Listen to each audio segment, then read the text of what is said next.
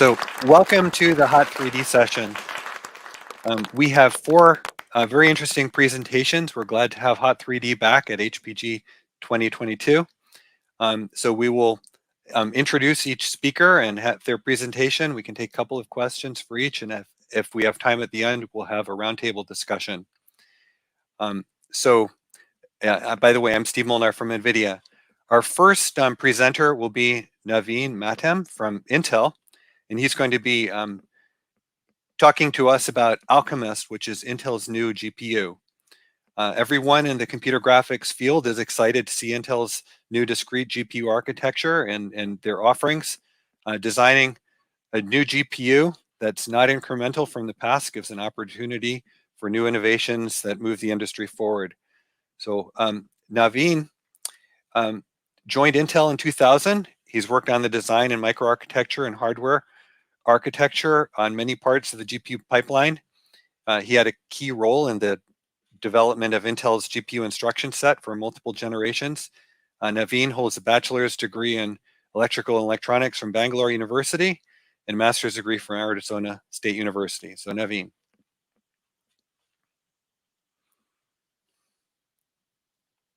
Hi, this is Naveen. Thanks for the introduction. We'll briefly start right away, jump into what Intel's next GPU architecture is going to look like and how we are trying to evolve from the integrated graphics space, moving on to desktop and data center spaces. Two key aspects I would like to touch here today as we speak through is one is scaling of the GPU, the kind of like the challenges involved in going from a 10 watt to a 500 watt machine. Second aspect of this will be to briefly touch on the Alchemist GPU that's being introduced this year. Uh, the first is more generic to talk about the challenges involved and what it takes to build a scalable architecture. The second is a little more product specific.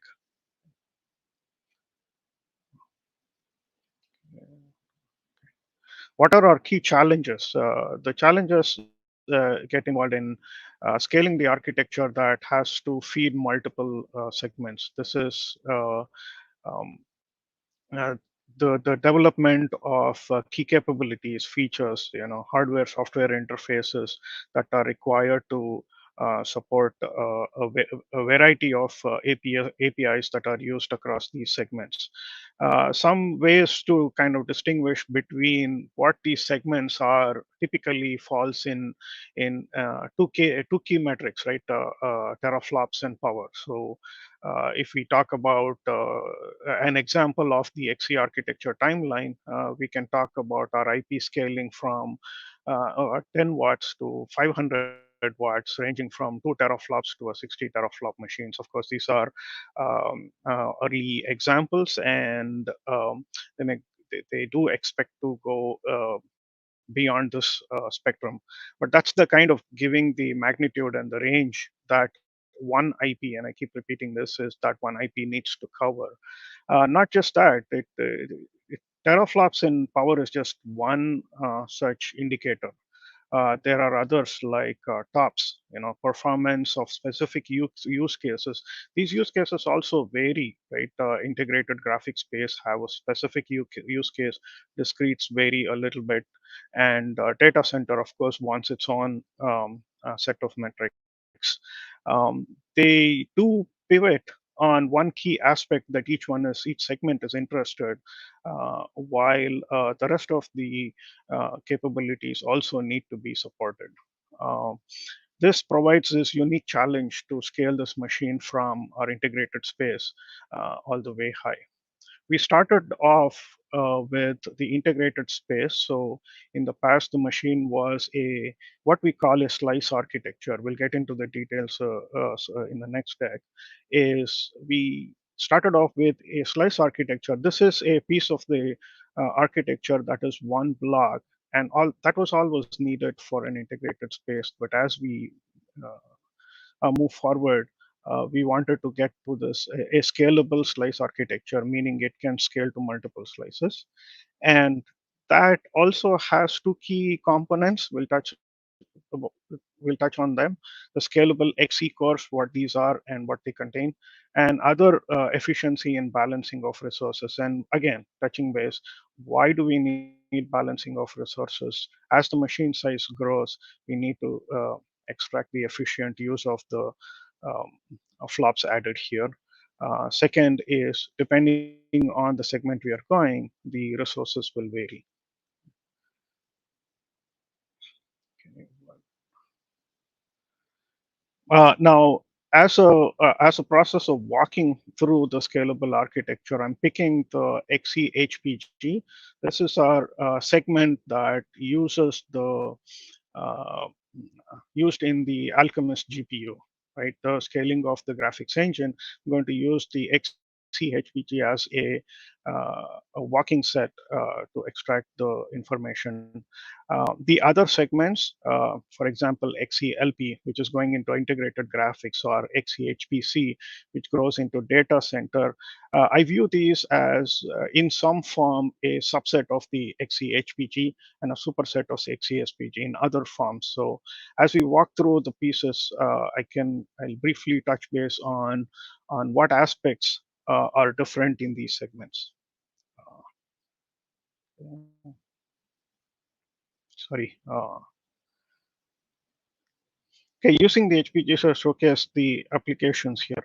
So the first concept is what we call the render slice. So the render slice is also known as the slice architecture. In addition to the idea is to have multiple of these render slices or slices attached to two ends. One end is our global dispatch, which takes care of ensuring we use these render slices efficiently, and the other is the memory on the other end, right?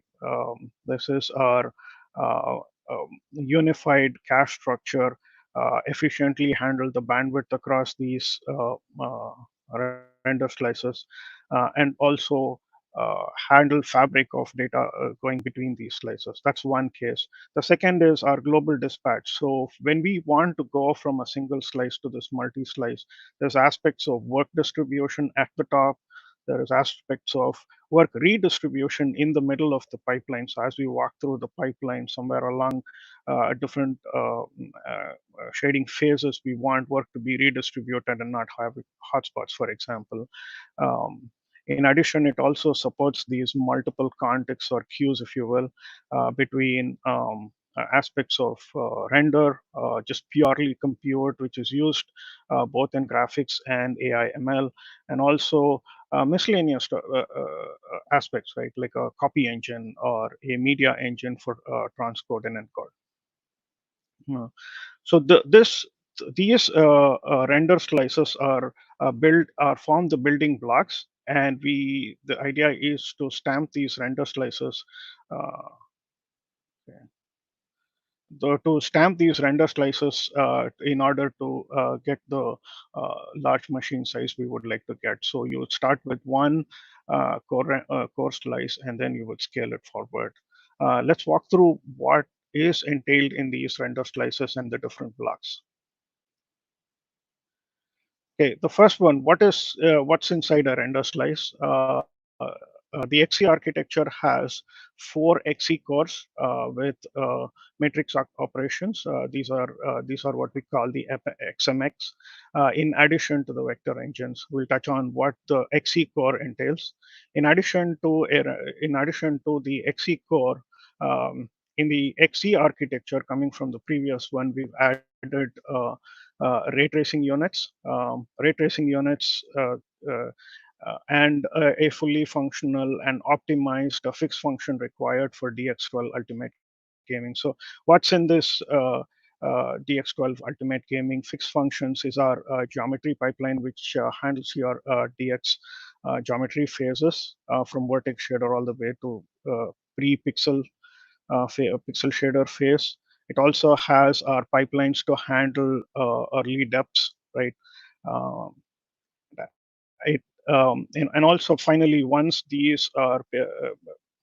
after we do the rasterizer and have our polygons ready, we have to assemble these for pixel shading. So in order to support this, there is a cross render slice interface, a crossbar that goes across these render slices, either for distribution of work that needs to go from one slice to another, or load balancing, where if you have hotspotting in one, you move the data to the other. Right? We have the ray tracing for your lighting and visual effects. The acceleration of PVH traversal intersection tests happen in these blocks. And in addition, in order to support these high bandwidth requirements that are coming from a combination of both ray tracing functions and XMX capabilities, a high bandwidth, low latency L1 cache has been introduced here.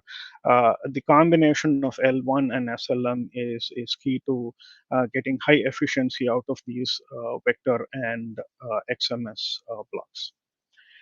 The render slice is used in the HPG space as a way to showcase the overall GPU's building blocks. Um, Several of these components here are architected and built to um, um, scale their speeds and feeds and capacity. So we can actually have one segment with a slightly lower XMS throughput, lower L1 capacity, another segment which an extremely high XMS capability, and an even larger L1 capacity. This is how a quote unquote one IP is now built to scale for different segments as we need. Uh, this, in addition, needs to be optimized not only for performance but also for power and area based on the segment requirements. Uh, so, in what's inside the XE core? Now we started with the top slice, then we said we have a render slice with these blocks, and the final one is the XE core. So what's inside the XE core? For the XE architecture that's going into Alchemist and a couple of other products, we start off with a 16 vector engines and 16 matrix engines. So the 16 vector engines are what we call the SIMD8, each supporting up to 16 operations per clock, and the XMS supports up to 56 operations per clock if you're talking about in 8. Of course, each of these programmable cores need some supporting blocks. These could be in the form of a local dispatcher, which manages the SIMD threads launched to these vector engines, and also extremely low high bandwidth instruction cache to feed these machines. There is a load store engine used to manage formatted and unformatted data types. Again, this comes with high bandwidth and low latency. This is really required to support ray tracing throughput and XMS capabilities that are being introduced into our new product lines. These building blocks, just the simple vector engine, a matrix engine, and a load store, form the core building block of the IP. Right, this is the XE core. It is used in HPG, and other segments fall from these. Just as think of it as at the end of the day, we have a full render slice with several knobs at the bottom. We turn these knobs and dials to get the right capacities, speeds, and feeds for different segments. That's our like a very brief, short intro of our architecture. What do we intend to do over our multi-year discrete GPU roadmap? Is we start off with the Alchemist. The next one that is coming right behind this is called Battle Mage. The one after that is Celestial, and the one after that is Druid. The architecture team is working in uh, in order to start with these discrete GPU roadmaps to build the superset architecture, and we will derive other segments out of these. So where are we now? right? Where and what are our future challenges? Again, we hammer on this. We want to continue with this one IP solution. We have the unique opportunity here to use and build on this one IP that that is a machine that the balance of the machine with optimum raw performance. It's just not raw performance in some cases. It has to be a balance of raw performance, performance per watt, and performance per mm square. And where do these vary? I mean, if you see integrated graphics, we're talking about 6 to 30 watt segments. These are slowly moving towards new challenges and requirements, especially in content creation. While gaming has been the key benchmark in the segment used to develop a GPU, content creation along with media capabilities is very interesting for an integrated graphics space. A discrete graphics space, I show this as 100 watts to 500 watts, but really each of these solutions have to span both a notebook space, which is sub 100 watts, and also a desktop space. New challenges coming in these segments: path tracing, neural rendering. Um, uh, Several hardware and software solutions have to be innovated here, and we expect these to fall through to the other segments. And finally, the data center. Two forms of data center: one that is required for high performance computing, AI, ML, which is really needing high bandwidth and a very high density of operations, and while the other requires streaming cases of video and offline rendering. With that, Intel's taking this future step of continuing to innovate and build to serve these three segments going forward.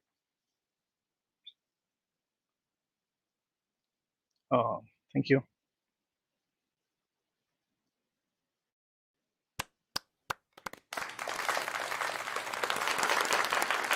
Thank you, Naveen.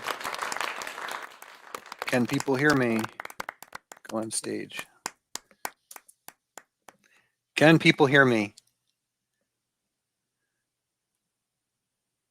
I can. Okay, all right. I'll assume that people can hear me.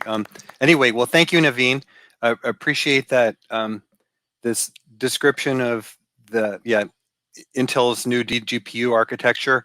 I have some questions. I imagine others do, but we are running a little bit late on time, so I think we will hold questions until the end to make sure that each of our presenters has an opportunity to to give their presentation. So we'll move now to Takahiro Harada from AMD.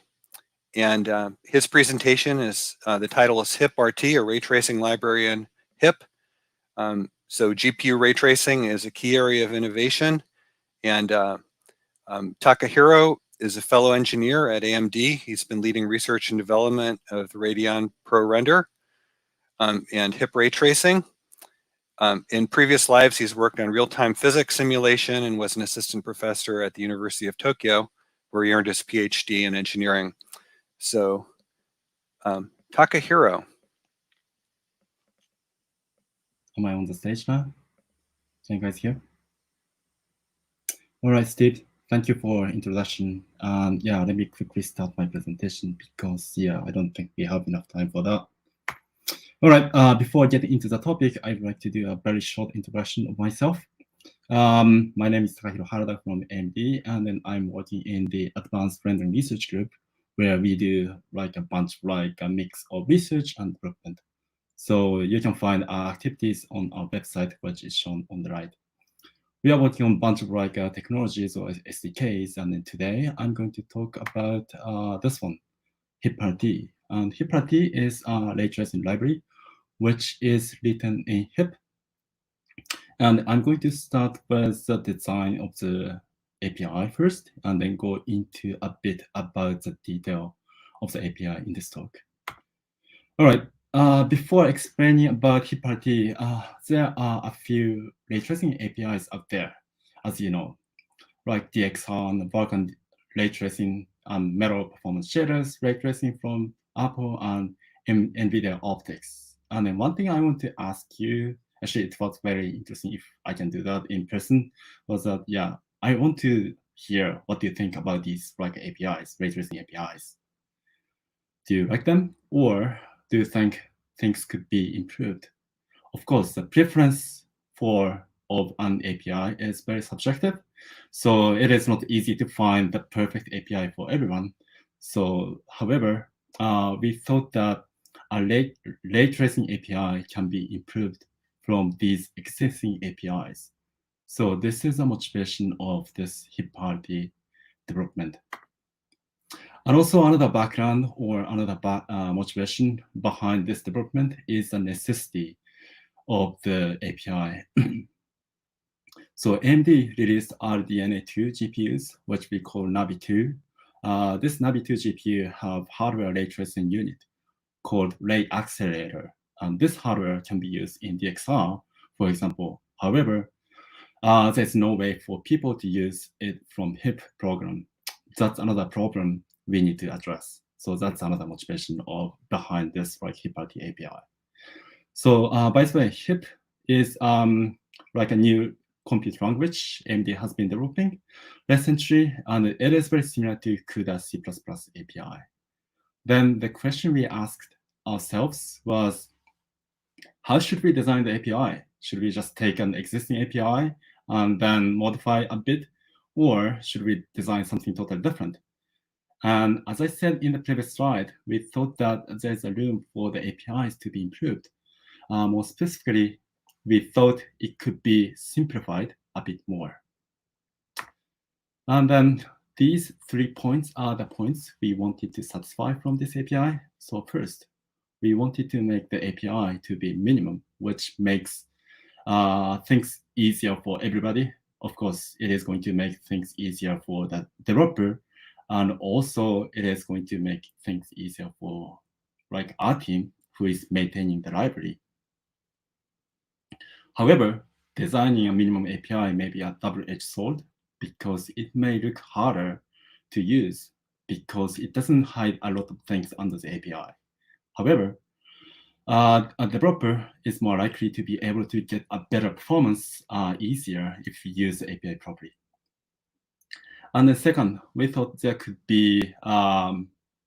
should be no need to run different shader stages, which other assured ray tracing API requires.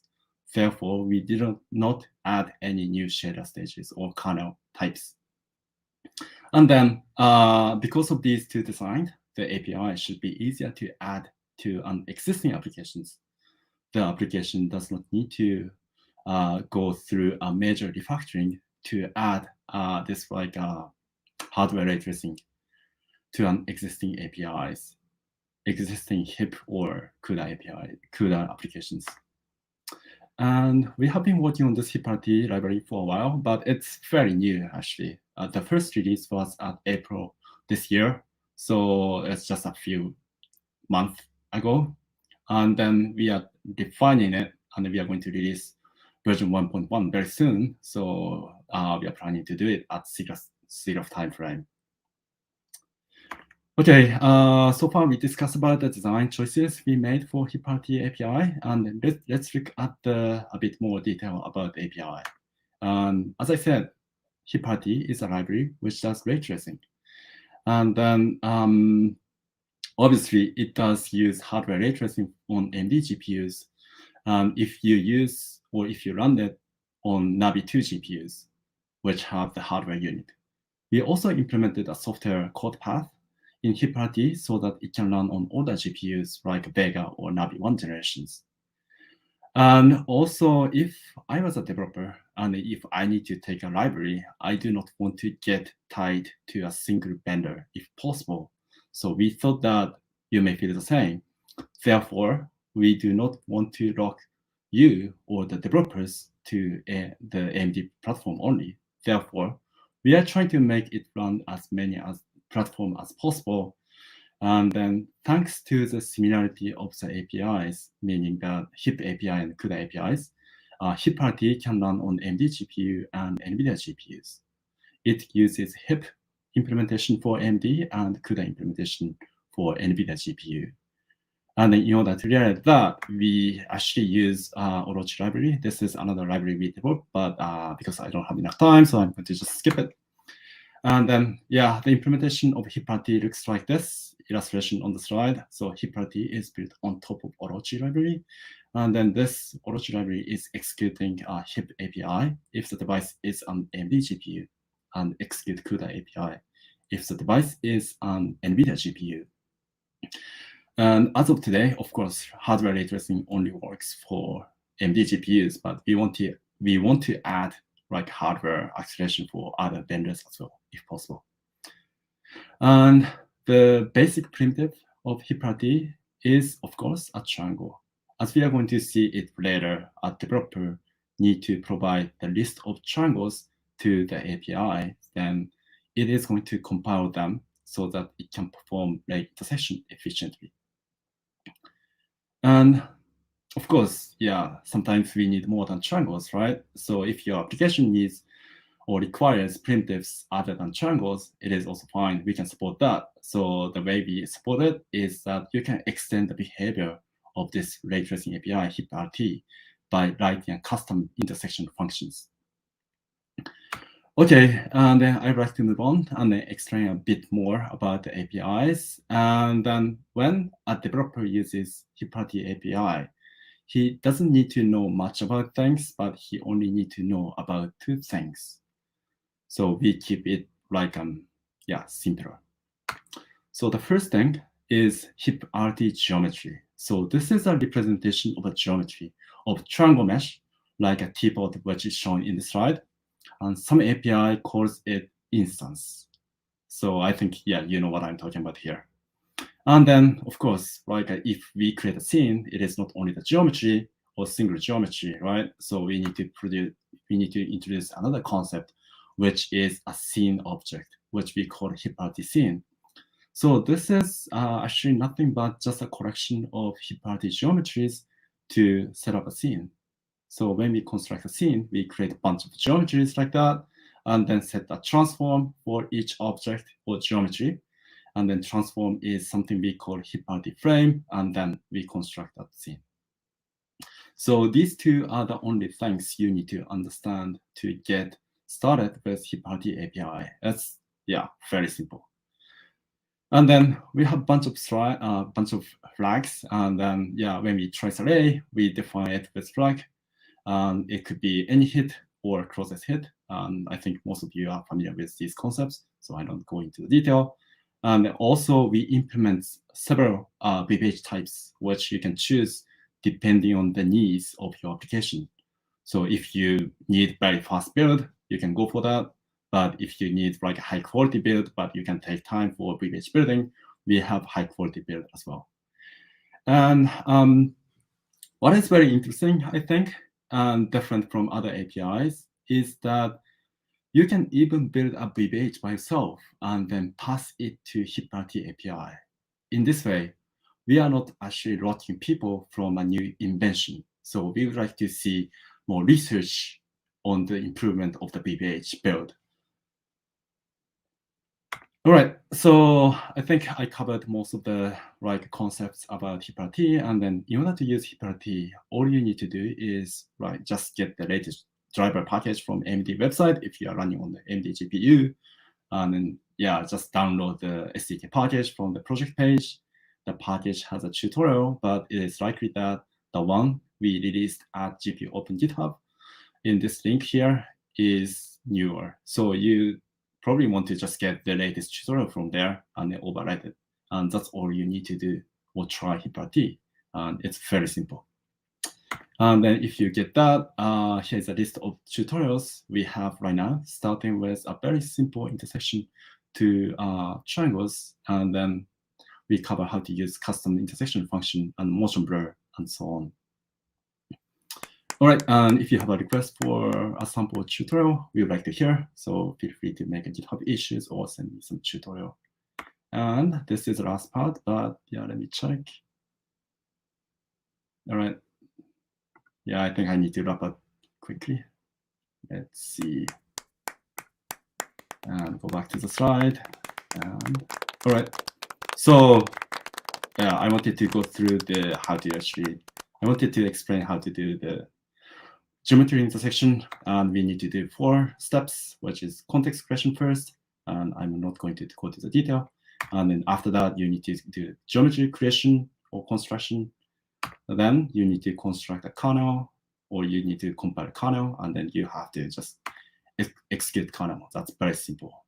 And as I said, we are not introducing any like additional shader stages, and then the device code or the kernel looks something like this. This is nothing but just a pure heap kernel code, except for this heap lay object, which is just like a structure to store the lay object.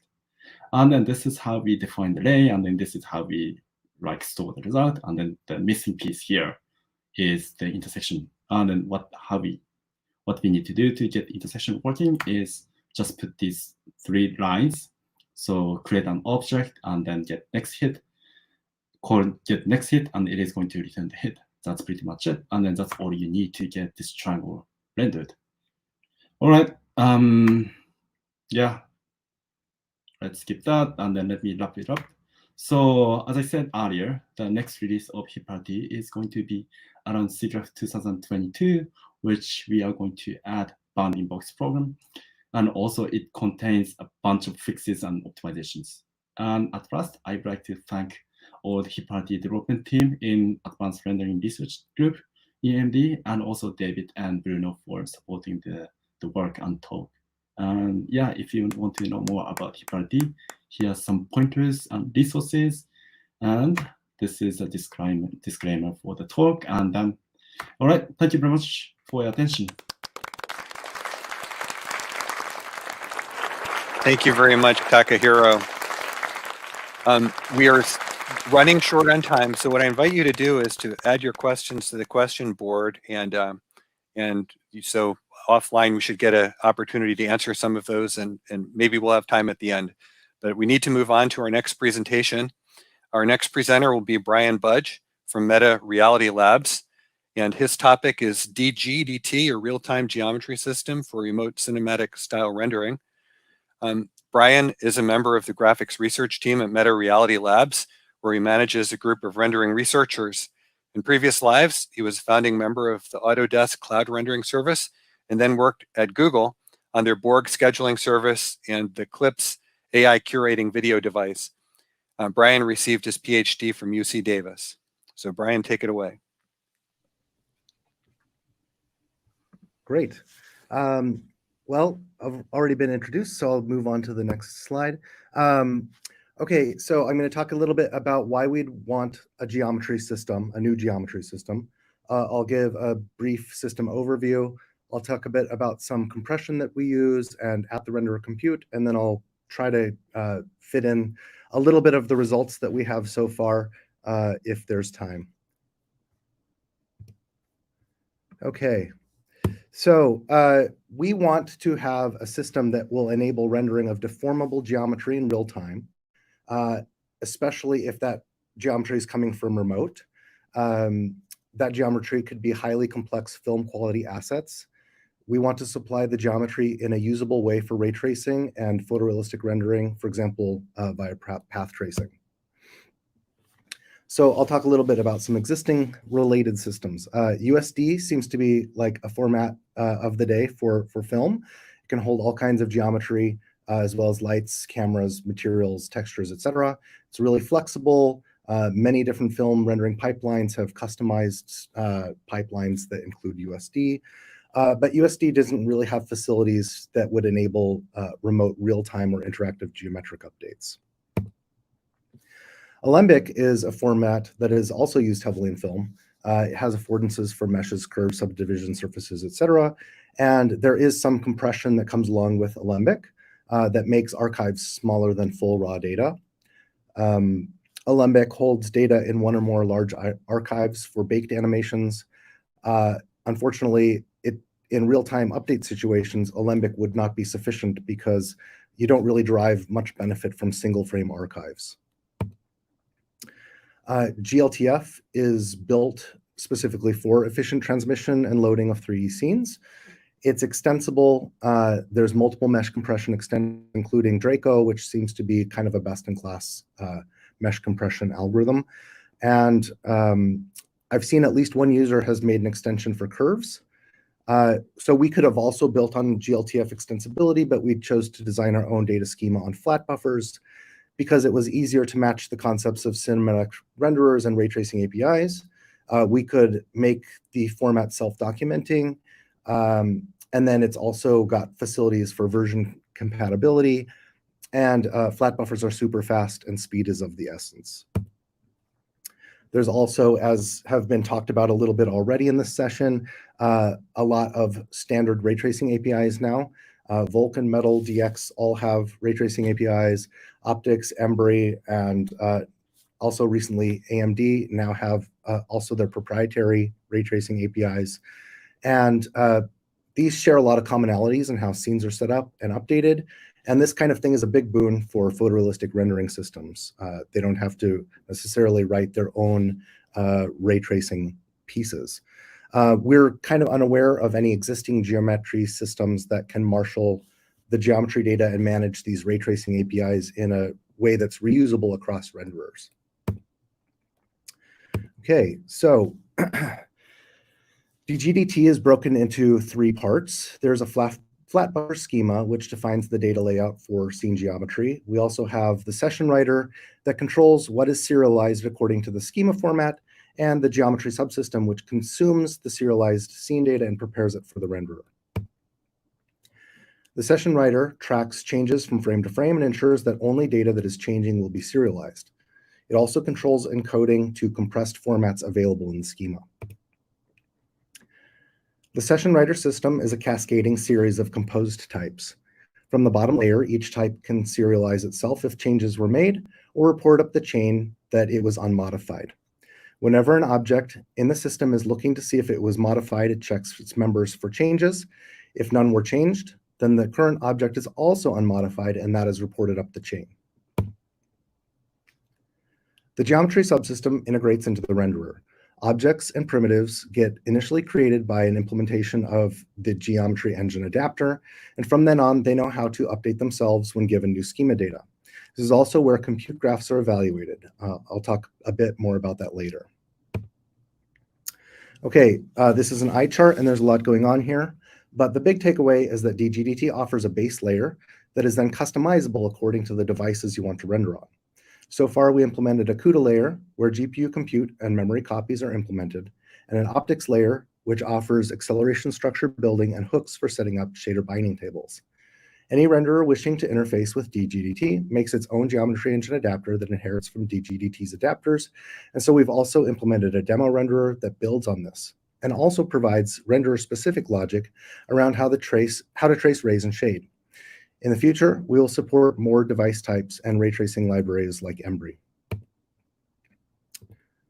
Okay, so I don't have a lot of time to go into detail, but I measured a bunch of bandwidths that could affect a remote rendering system. Suffice to say that there are many orders of magnitude difference between various parts of the system, and it makes sense to try to make geometry updates as compact as possible to reduce bandwidth required throughout the whole system. Okay, DGDT stands for delta of geometry over delta in time. The main underlying premise of the approach is to only send changes to scene state, which already reduces a significant reduction in data. But then we can also lossy compress changing data. In our simplest compression schemes, we quantize from 32-bit float to 16-bit fixed point within bounding boxes of the deltas of the vertices, giving a 2x compression for those, while retaining better precision than we would have if we used, for example, 16-bit floating point. We also oct-encode unit vectors, giving a 3 to 4x compression for those. In this example, we can see that by eliminating redundant data and employing our simple compression, we can already see a large reduction in size, something like a 5x compression. But we can do better than that. Here, I'm showing basically geometry at frame n plus 1, and in red lines, the deltas between those that we would be compressing with fixed 16 directly. But we can do better. We can actually compute a best fit transform between the previous frame and the current frame, and that has a tendency to reduce the size of the deltas fairly substantially.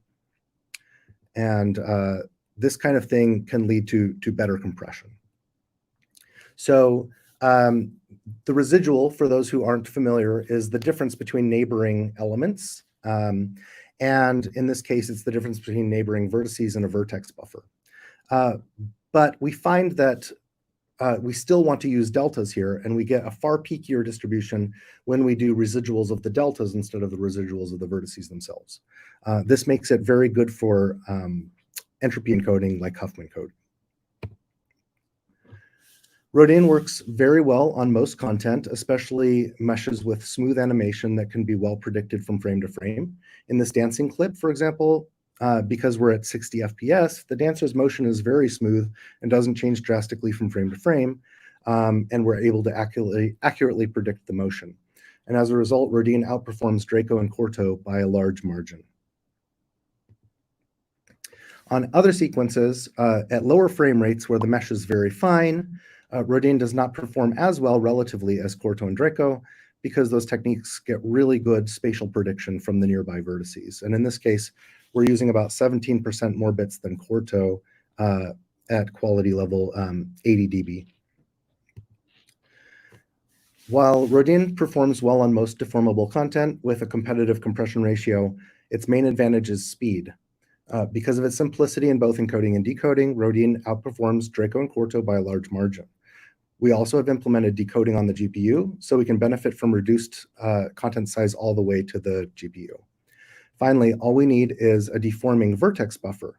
So we aren't limited to triangle meshes. We can decode arbitrary polygon meshes, subdivision surfaces, and curves using this technique. Finally, we preserve connectivity, which means that we can refit BVHs instead of rebuilding for most deformations. Okay, so we'd actually prefer to avoid transferring data at all when we can. Of course, that's not typically feasible for the entirety of a scene, an animated scene at least, but we can be clever and avoid sending some heavy data. For example, we could compute shading normals at the renderer rather than sending the shading normals across. We can send subdivision surfaces and subdivide at the renderer. We can send skeletons and skin at the renderer. So how do we accomplish this? I have an example on the left, which involves calculating skinning before attaching curves to a surface. And on the right, you can see the dependency graph. Motion samples have coordinate and index buffers on the GPU, shown in the green bubbles. And procedurals don't have any GPU buffers. The only purpose of procedurals is to build and evaluate computation graphs. Procedurals read and write buffers of motion samples, shown in black arrows. To run tasks in parallel and avoid race conditions, we introduce dependencies between procedurals and buffers with dispenso futures. Those are shown in gray dashed arrows. In the future, we also need to still implement dependencies between procedurals. That's on our list. Okay, so here's an example of one of these types of operations. We want to avoid expensive curve updates. So we can pre-process the curves and the corresponding mesh and find the closest triangle for each curve. And then we can find the barycentric coordinate of the closest point. Using that information, we then bring those curves into the static mesh's local space. And then at runtime, we apply another change of basis to bring the curve back into world space. Here we see the original curves in static pose on the top left and the static mesh on the bottom left. We compute the local space curves shown in the middle, along with triangle indices and barycentric coordinates. At runtime, we get an attached to surface procedural that applies the static curves to animated mesh to get the animated curves. Okay, we'll talk a little bit about some of our initial results. This is a scanned mesh, scanned data essentially from a colleague of mine, Ronald. It consists of 329,000 polygons, 222,000 curves, consisting of 13.7 million curve control points. And a huge percentage of the scene payload is the hair control points. So if we use the attached to surface functionality, we already see a very large improvement. And then if we add fixed 16 encoding and oct encoding, we get even better. Then if we further omit serialized normals and do smooth normal computation at the renderer, we can achieve about a 222x reduction in payload size. We also see dramatic improvements to the encoding and rendering times, and we achieve an overall frame rate of 28 frames per second just with this simple rendering versus uncompressed data rendering at about 5 frames per second. Here's another scene that we've used for our case studies. This is a much smaller scene and simpler scene, but we've done a little bit more testing with it. It's got 142,000 polygons, and there's no curves in this scene. It's just nicely animated motion capture data. But this scene shows the benefits of the Rodin compression. We achieve a total of 24x reduction in payload size between the elimination of redundant data, use of the Rodin compression of the vertices, and using the renderer to compute smooth normals. And I'll also say that one of the biggest benefits here by applying these is that we are actually doing an analysis of the meshes to make sure that the topologies don't change, which allows us to do fast BVH refit instead of full rebuild. And that's particularly important. If you look at the pie chart on the left, even with refit, it's still a dominating factor in the costs of doing updates and render. Pretty much everything else, like added together, is roughly equivalent to just the BVH refit cost. On the right-hand side, I'm showing a bandwidth trade-off curve. So we can see that actually by doing no compression or not allowing redundant data, those two curves are the ones on the bottom. They're never the fastest. And part of the reason for that is that we're not analyzing those meshes to see if we can do refit. So we're always doing a rebuild. Up until about a 1 gigabit connection, using Rodin plus smooth normals is the fastest. We get about 50 frames per second at a 100 megabit connection and 200 frames per second at a 1 gigabit connection. From about 1 gigabit to 10 gigabit, smooth normals at the renderer, but using the simpler fixed 16 encoding of vertices winds up being fastest, giving us about 330 frames per second at a 10 gigabit connection. And in the highest bandwidth range, which is essentially in system, the fastest option is to keep fixed 16 encoding, oct encoding, both on, and eventually we reach nearly 400 frames per second.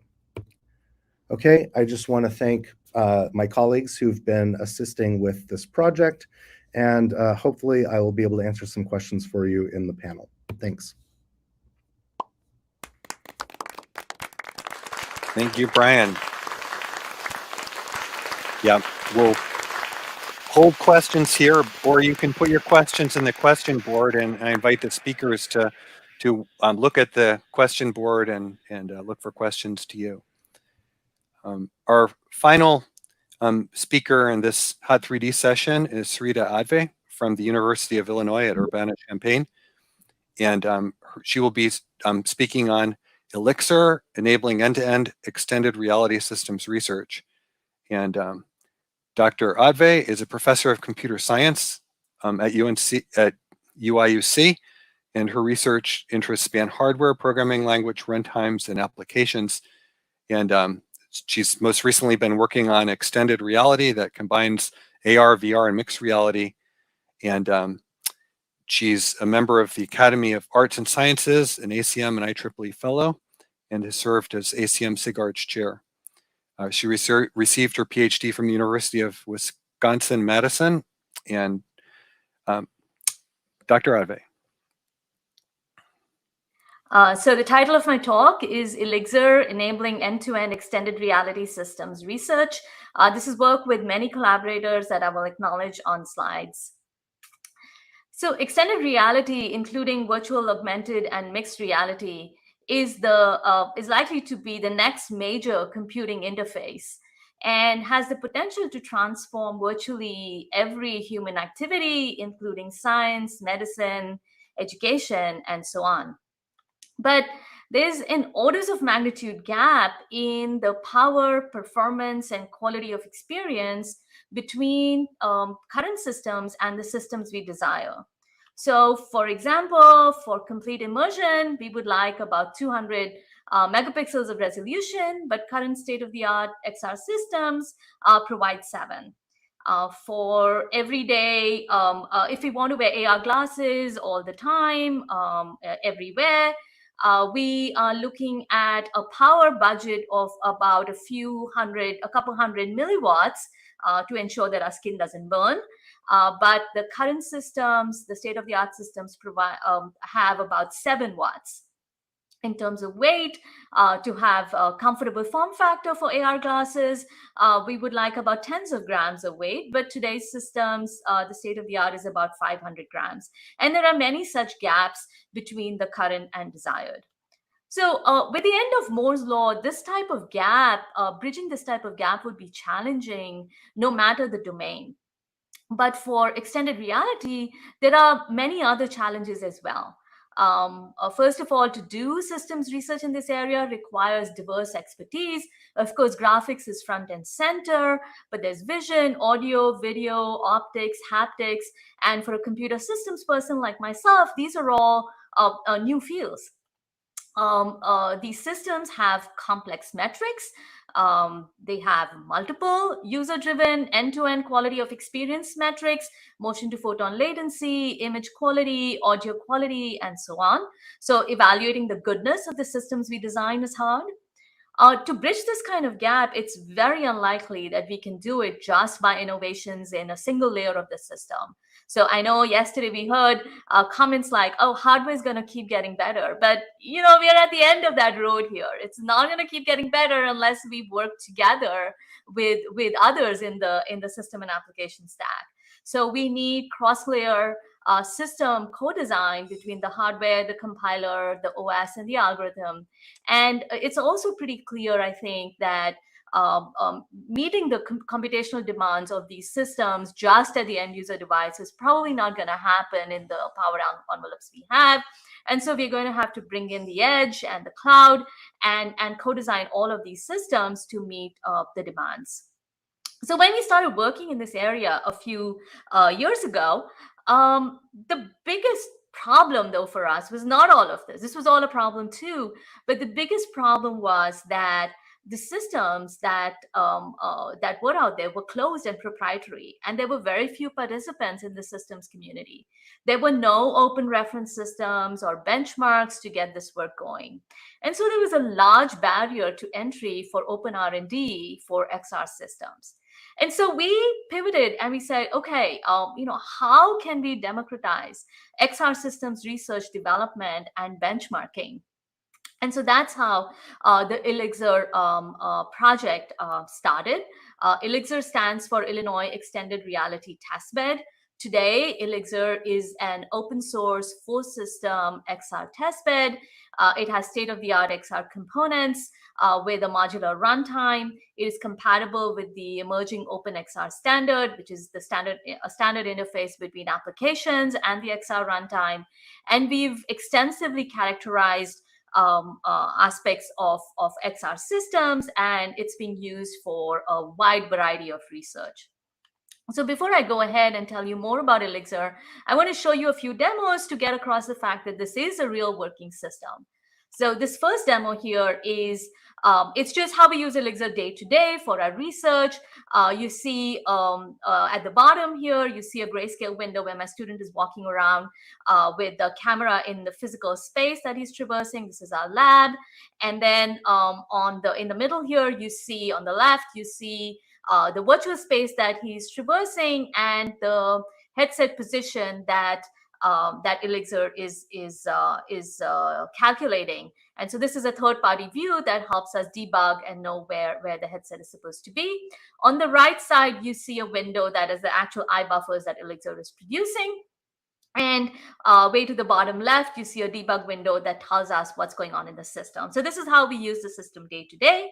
But then for a lot of the experiments, we do want to wear a headset and actually do the QoE, quality of experience, with a headset experiments. And so we have Joseph here with a North Star headset, which we use only as a display. Elixir actually runs on this very novel mobile system that Jeffrey is rolling around in the back on a PC.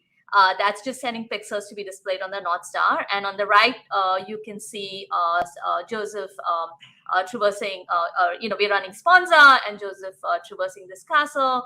And you can see that tracking works pretty well, rendering works pretty well, and Joseph is enjoying the experience. Okay. So now what if Joseph doesn't want Jeffrey to be rolling around the chair? Well, Joseph can run Elixir on this backpack PC and walk around. And again, he's enjoying Sponza. And keep in mind, this is a completely open source, right? So completely open source system. You can change whatever you want in this XR system. You can measure whatever you want and see what the experience is. And so today it's in this demo, you're seeing Joseph run this on a pretty beefy PC with a beefy GPU, but and using a lot of power, but that's not where we want to be. And so recently we've also incorporated a functionality to offload various components from Elixir. So here we have the backpack PC on the right again, right bottom, representing the end user device, and then the monitor at the top is the monitor that's displaying what's running on the backpack PC.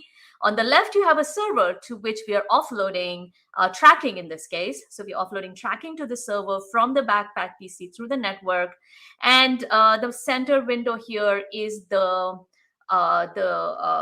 third-party view that you've seen before. And again, you can see that the way we offload tracking is able to, we're able to deal with the network latency and good tracking and rendering and so on. Okay, so this is what Elixir can do. This is it's already pretty feature rich. Again, an open source end-to-end XR testbed, but there's a lot more to be done. Right, and we don't think we can do this by ourselves. So we would like you all and the broader community to participate. So we launched the Elixir Consortium with several industry and academic partners, including ARM, Meta, Micron, Northstar, NVIDIA, etc.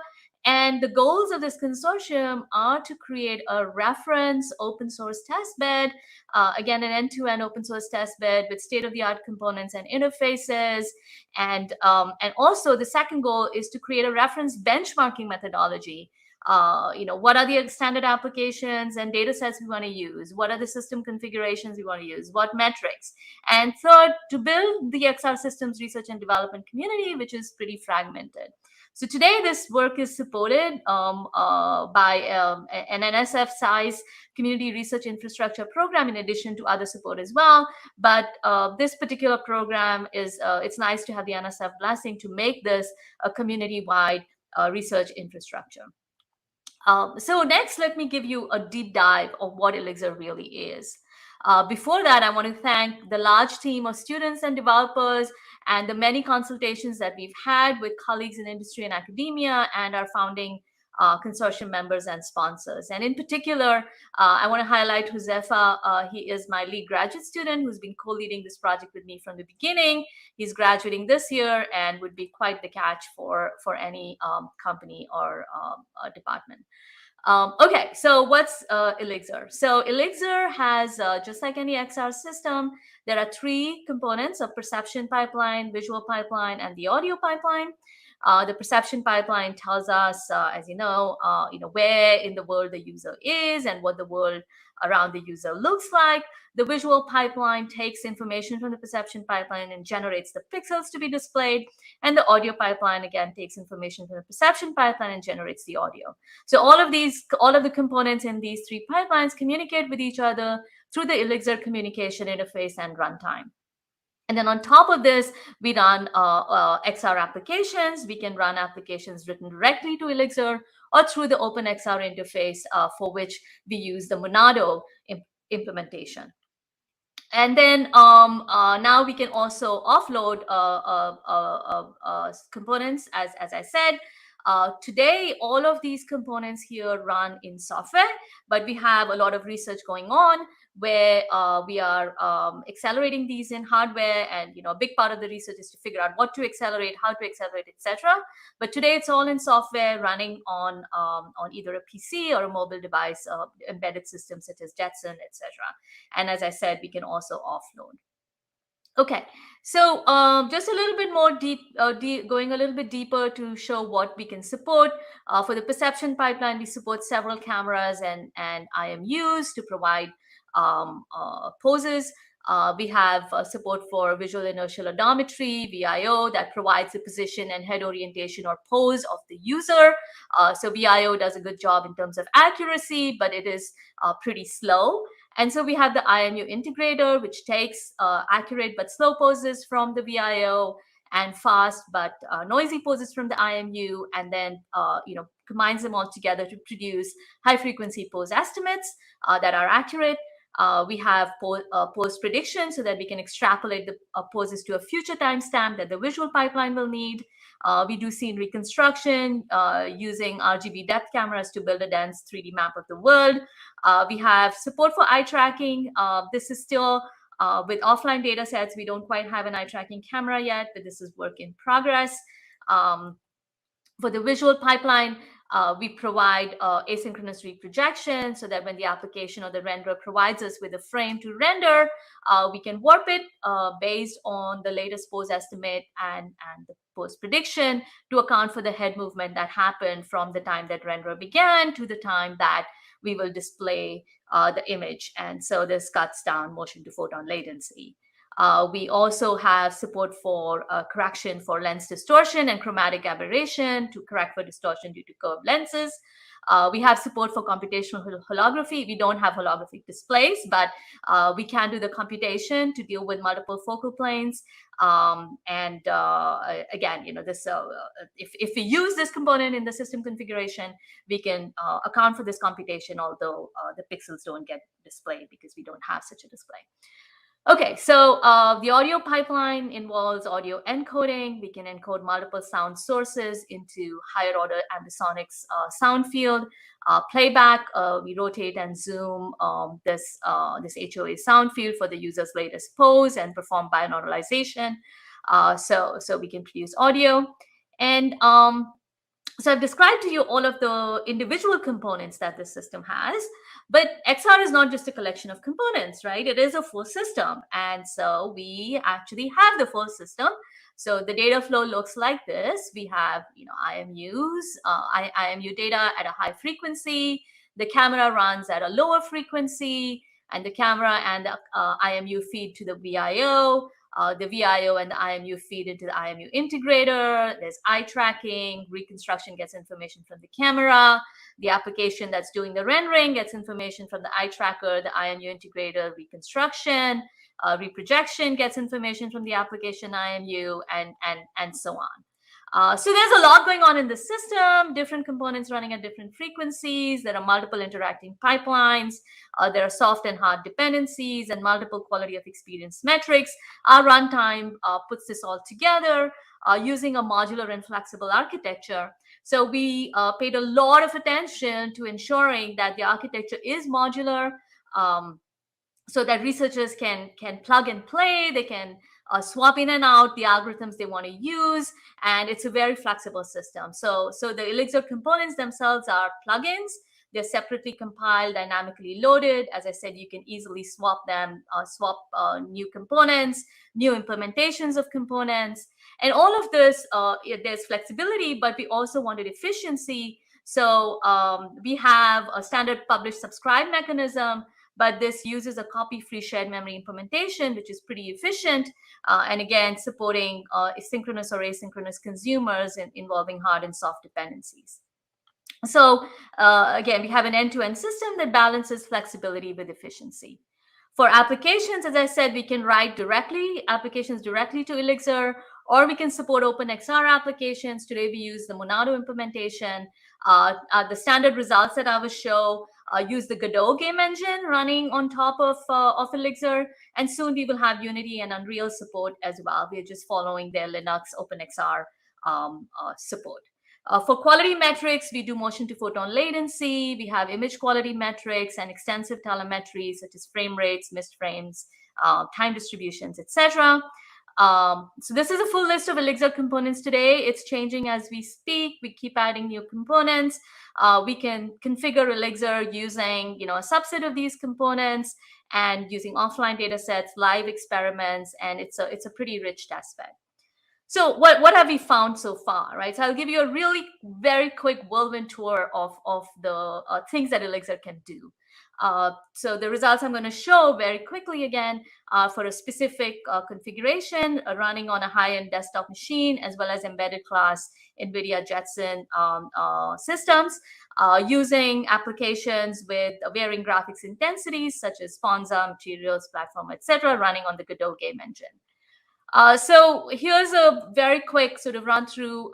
We produce frame rates, we've measured execution times and their distributions. We've measured power, which components are using up power, which part of the system is using more power, what is the quality of experience, and all of that. Right. So these are the first published performance power QoE results for an end-to-end XR system, and I refer you to our paper to see more details. So what do these results tell us? Okay, so there's been a lot of implications that we've gleaned from these results. In fact, it set almost, I think, a 10-year research agenda for my group and others. So we found, we showed a substantial performance power QoE gap where it's clear we need to specialize the entire hardware, software, and system. We showed that no XR component dominates all metrics. So we really need to study everything together. Rendering and pose estimation, all of this needs to be studied together. And power consumption goes beyond just the traditional CPU, GPU, DDR. There's significant variability in the system, so scheduling is important. And per component metrics do not capture QoE. So at the end of this, really, Elixir provides a rich playground for systems research, and it's really a new style of research where we want to do co-design across different system layers and the application. We want to do this for multiple user devices because that's where multi-user XR is where the action is in the context of a distributed system. All of this co-designed with a QoE-driven goodness metrics. So end-to-end, QoE-driven, full system co-design. This is a really hard problem, but we are making a lot of headway. We have lots of research going on with Elixir, lots of institutions involved. Graphics community, please participate. I want to thank Anjul and Dave Lupke from NVIDIA who are working with us, and it's been great, but there's a lot more to be done. So I hope you will join us in this effort and participate in this vision and in our consortium.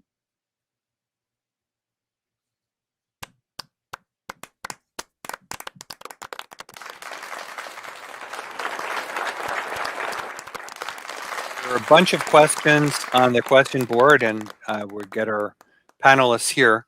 The next session starts at 1:25, so we have a few minutes. We can go here before we've got to queue up for that next session. If you need to take a break, then take a break. We have several questions on the question board, and I don't see answers there, so we can go through those, and I have some of my own here. So can you all see the question board? Why don't we start with the first one for Takahiro? Sure. Yeah, I can start with that. So the question is like, how well does HIP-RT interop with DX and work on application? The answer is that like HIP-RT is just an implementation on top of HIP. So the HIP support like DX or work on interop, we can support. And the current situation is that HIP team is working on DX interop at the moment. So DX interop is not working today, but it is going to be added in the future. And for the work on interop, this is working today. So yeah, you should be able to use it with work on application. Excellent, thanks. Yeah. Okay, something happened to the formatting of mine here, but let's see. Can you see the next question? This was by Anjul for, I believe, go ahead. So Anjul's asking from the perspective of feasibility of hardware design Does glasses-based ARC more or less attractive than pass-through? So it's an interesting question, and we are actually trying to answer this question. We don't have pass-through right now in our system, but we are looking. Actually, there's a student working on this as we speak, and so hopefully soon we will give you quantitative data that answers this question. Let me ask you another question while you're right there. So your system provides a lot of flexibility, and you're measuring, you've got the latency, frame rate metrics, but do you have a sense for how much you are sacrificing in terms of performance compared to just a dedicated speed of light implementation without the flexibility? We don't think our flexibility is compromising much, because when we look at the amount of time we're spending in the actual orchestration of the runtime, because we can measure that, right? It's very, very low, right? And so so there's I don't think that's an issue. We spent a lot of time making sure that things were efficient. In fact, on the other side, right, because we have this full end-to-end system, via parts of our research, that would be a whole another talk to explain all of the research projects. Part of our research agenda is to do cross-component co-design. And so now, instead of just looking at scene reconstruction in isolation, we're looking at it in the context of the entire system. And we have been able to co-design parts of the system and get, in certain cases, like 60x improvement in power, just because we are looking at the entire system in its entirety. Right. And so I hope researchers will be, and I don't know what's happening in companies, but I know a little bit, but not everything. Right. But that's also proprietary. And so now researchers have the ability to take the system and do this kind of co-design. You no longer need to live in your own silos. Right. You can actually see the entire end-to-end system and do some exciting things. Okay. Very good. Naveen, are you there? We see your icon, but we don't see there's a question for you. Okay, go ahead. Yeah, do you see me? Yep. Yeah. So the question is from Anjul. Can you talk about neural acceleration on XE-HPG? So right now, on the hardware aspect of it, we believe we've provided the necessary infrastructure hook in order to provide the bandwidth and the compute capabilities, whether it's our matrix engines or the vector engines, and the caching hierarchy is required. Software work is in progress as we speak. In the file, when I said future challenges, I was referring to the fact that we do support this. It can be enabled, but a lot of challenges and studies is required using the current software models to understand where our bottlenecks are, what are the next acceleration points required in order to achieve real-time use cases. Because this is where you start off with, your upscaling anti-aliasing kind of one, like XeSS. You add denoise, and as you add more, you need to understand what are our pivot points. So the capability exists when software is fully enabled and up and running. We are almost there, and we can actually see how to improve going forward. Okay, very good. A question for Takahiro from Simon Fenney. Yep. So the question is, if the user supplies the VBH to the heap party, are they expected to do their own volume testing? And the answer is no. So the reason is that what we are doing in the API is that we just take the VBH from the user and we just translate it into the format of our hardware intersection. So yeah, it's just a translation, and the box is box, and then it is going to just execute the laybox intersection in the API in the library. So you do not have to write your own volume testing. And if you want to write one, I want to hear why you want to do that. Yeah, it'd be good to hear that kind of feedback. All right, thank you. Very good. Let's see. One question for all of you. I hope you'd be willing to upload your slides if they're not already. We'd love to have your presentations to be able to link to them from the HPG website. So so anyway, we encourage you to do that. Hope you can. I have a question for Naveen here.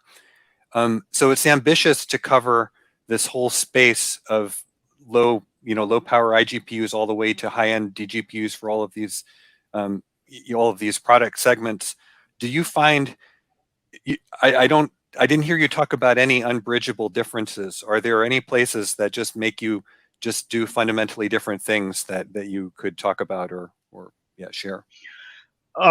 We do come across areas there where it is quite challenging to ensure you have one IP. It slowly falls into the category of losing efficiency on one segment, a kind of a compromise to give up one and do the best in the other. But that is, in some cases, tough solutions are available. In some cases, there are not. And I think as we learn more and want to kind of stay on this track, we will figure out if we really need to diverge. And so far, without getting into too much details, I do have some challenges. We do see some challenges, especially when you want to go from an IP that is in the client space to the data center. Keeping parts of the IP that cater to some of the structural and physical design aspects make it extremely challenging. We are attempting not to diverge, but on a case-by-case is who knows, we may choose to replace some blocks, but the goal is we want to continue to go in this direction. Because in terms of key KPIs, right, if one's good for one segment, it's very likely good for another segment, right? We always say power efficiency is great for integrated graphics, so why do I care about discrete? But hey, it is useful there as well. So yes, the short answer is there are some key areas where we are still trying to figure out, but I think we have solutions to bridge the gap. It's just a matter of which, when we might intercept that. Okay, thank you. We got to prepare for the next session. Final applause for our presenters. Thanks all of you for your contributions and for everybody being here.